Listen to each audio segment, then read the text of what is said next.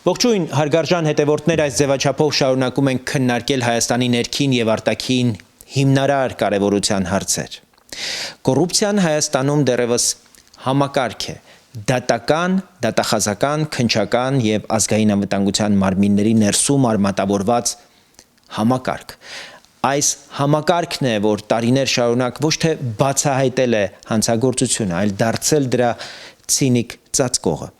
Մարդու իրավունքների Եվրոպական դատարանը սեպտեմբերի 18-ի որոշմամբ իրավական քարտեզի վրա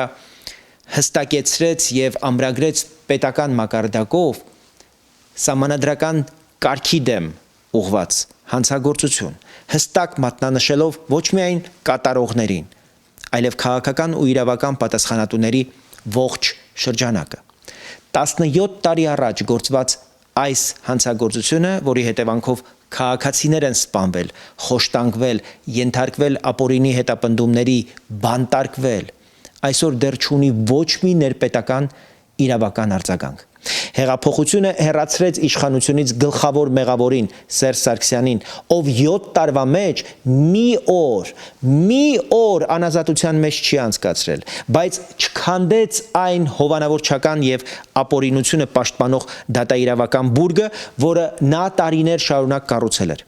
Այսօր հրապարակներում հանդես եկող բազմաթիվ քաղաքական դերակատարներ դեռևս պաշտպանված են իրենց անցյալի քրեական գործերից հենց այդ նույն համակարգի միջոցով։ Սա արդարադատություն է, թե մեղավորների միջև պատասխանատվության փոխանցման թատերական բեմ։ Սա կոռուպցիա է, որը ոչ միայն թալանել է պետությունը, այլև խլել է մեր ժողովրդի արդարադատության իրավունքը։ Եթե պետական ապարատը չի համարձակվում դիպչել կոռուպցիայի արմատներին, դատավորների, դատախազների եւ իրավապահ մարմինների ներսում, ապա որևէ համայնքապետի, որևէ քաղաքապետի ձերբակալություն չի կարող դառնալ համակարգային պայքար կոռուպցիայի դեմ։ Այն վերածվում է հասարակական վրդովմունքը